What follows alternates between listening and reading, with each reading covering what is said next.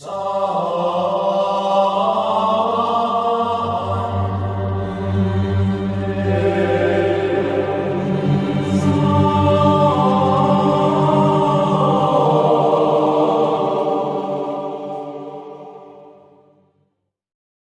हूं रविंद्र कृष्णवाल। आप देख रहे हैं आपका अपना YouTube चैनल सुमंत्रा ज्ञान सागर।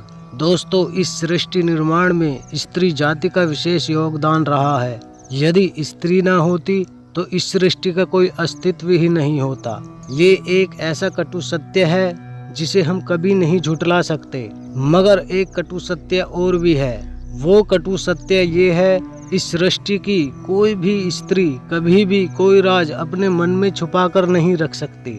जहाँ पर भी उन्हें मौका मिलता है वहीं पर अपने मन के अंदर के सभी राज किसी न किसी को जरूर बता ही देती हैं। दोस्तों, स्त्री जाति के लिए अपने मन में कोई भी राज छुपा पाना बहुत ही मुश्किल है।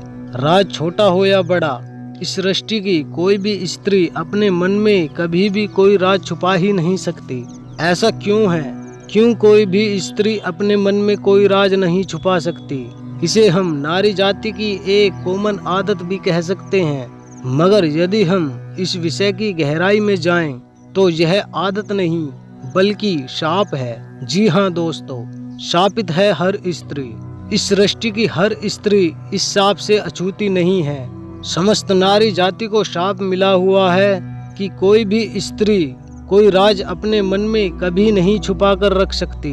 यह शाप समस्त नारी जाति को क्यों मिला, किसने दिया और कब दिया, आइए इस विषय पर खुलकर बात करते हैं। दोस्तों, समस्त नारी जाति को कोई भी राज न छुपा कर रख पाने के शाप के पीछे का राज का किस्सा उस महाकथा से जुड़ा हुआ है जिसे हम महाभारत के नाम से जानते हैं। महाभारत एक ऐसा युद्ध था जिसे दुनिया कभी भी चाहकर भी नहीं भूल पाएगी। यह महायुद्ध एक कुटुंब के बीच हुआ था, कौरव और पांडवों के बीच। इस युद्ध में बड़े बड़े योद्धा मारे गए थे, जिसमें एक नाम ऐसा है जिसका सीधा संबंध समस्त स्त्री जाति के इस शाप से जुड़ा हुआ है। दोस्तों, वो नाम है दानवीर कर्ण। जी हाँ दोस्तों, यही वो नाम है जिसके कारण आज भी समस्त नारी जाति शाप से मुक्त नहीं हो पाई हैं। कोई भी स्त्री कभी भी कोई भी राज अपने मन में छुपा कर नहीं रख पाती, केवल इस शाप के कारण। दोस्तों, दानवीर कर्ण के और भी नाम हैं अंगराज, वासुसेन, राधेय, सूर्यपुत्र। दानवीर कर्ण को धनुष बाण में महारत प्राप्त थी और धनुष बाण में अर्जुन को भी महारत प्राप्त थी। महाभारत के इस युद्ध में अर्जुन और कर्ण के बीच टकराव होता है, क्योंकि कर्ण कौरवों की तरफ से था। अर्जुन और कर्ण के बीच काफी समय तक लंबा युद्ध चला, जिसमें आखिरकार अर्जुन के हाथों कर्ण को वीरगति प्राप्त हो जाती है। दानवीर कर्ण की मृत्यु से जहां पांडव बहुत खुश थे, वहीं उनकी माता कुंती इस बात को सुनकर बहुत ही दुखी हुई कि कर्ण अब इस दुनिया में नहीं रहा। उसे अर्जुन के हाथों वीरगति प्राप्त हुई है। कुंती युद्ध स्थल पर पहुंच जाती है और काफी भारी मात्रा में पड़े शवों के बीच में कर्ण के शव को ढूंढकर फूट फूट कर रोने लगती है। पांडव अपनी माता कुंती को दुश्मन के शव पर इस तरह से रोते बिलखते देख उनके कुछ समझ में नहीं आता और आश्चर्य में पड़ जाते हैं। आखिर कर्ण के शव पर हमारी माता इस तरह लिपटकर फूट फूट कर क्यों रो रही है?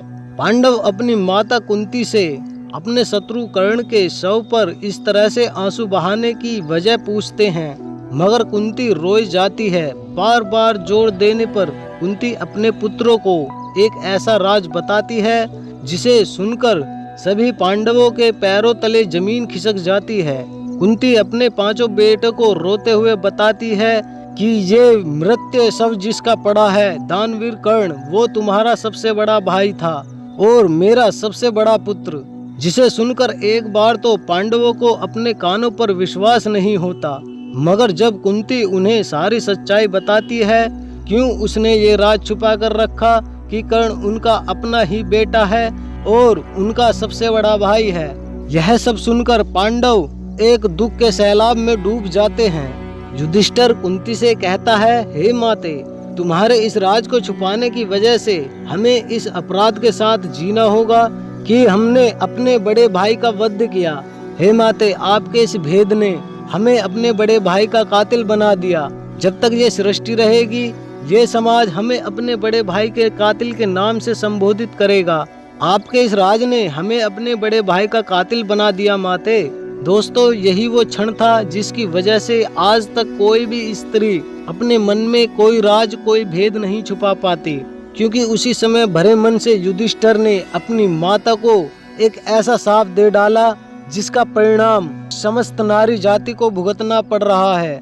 भरे मन से युधिष्ठिर ने अपनी माता से कहा, हे माते, मैं आपको तो कोई शाप नहीं दे सकता, मगर आज के बाद समस्त नारी को मैं युधिष्ठिर ये शाप देता हूँ, जब तक इस सृष्टि पर जीवन रहेगा, कोई भी स्त्री कभी भी किसी भी तरह का भेद अपने मन में छुपाकर कभी नहीं रख पाएगी। तब से आज तक समस्त नारी जाति इस शाप से मुक्त नहीं हो पाई है, और इसी शाप के कारण कोई भी स्त्री किसी भी तरह का राज अपने मन में कभी छुपाकर रख ही नहीं पाती, जिसे हम आमतौर पर स्त्री की एक कॉमन आदत समझते हैं।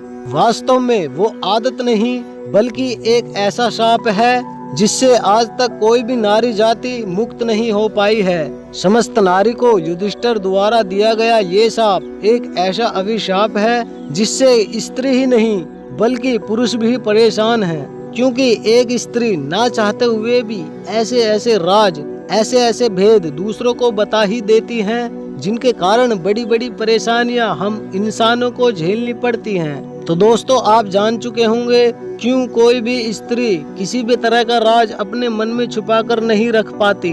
वीडियो कैसी लगी कमेंट जरूर करें, अच्छी लगी है तो लाइक करें और ज्यादा से ज्यादा वीडियो को शेयर करें, ताकि ये वीडियो उन सभी लोगों तक पहुंच सके जो स्त्री की चुगली करने की आदत को केवल स्त्री जाति की कॉमन आदत समझते हैं, ताकि उन्हें इस वीडियो के माध्यम से पता चल पाए कि जिसे हम एक कॉमन आदत समझ रहे हैं वो महज आदत नहीं बल्कि एक ऐसा अभिशाप है जो युधिष्ठिर ने अपनी माता कुंती के एक भेद को छुपाने के कारण समस्त नारी को दिया था, जिस शाप के कारण आज तक कोई भी स्त्री अपने मन में किसी भी तरह का भेद छुपाकर रख ही नहीं पाती और चुगली करने को मजबूर हो ही जाती है। और यदि आपको शायरी पसंद है तो सुमंत्रा शायरी चैनल पर आपका स्वागत है। सुमंत्रा शायरी चैनल पर जाएं और सभी शायरी वीडियोज का आनंद उठाएं। वीडियो का लिंक भी आपको डिस्क्रिप्शन में मिल जाएगा। मैं रविंद्र कृष्णवाल आपसे आज्ञा चाहूँगा। खुशहाल रहें, देखते रहें आपका अपना YouTube चैनल सुमंत्रा ज्ञान सागर।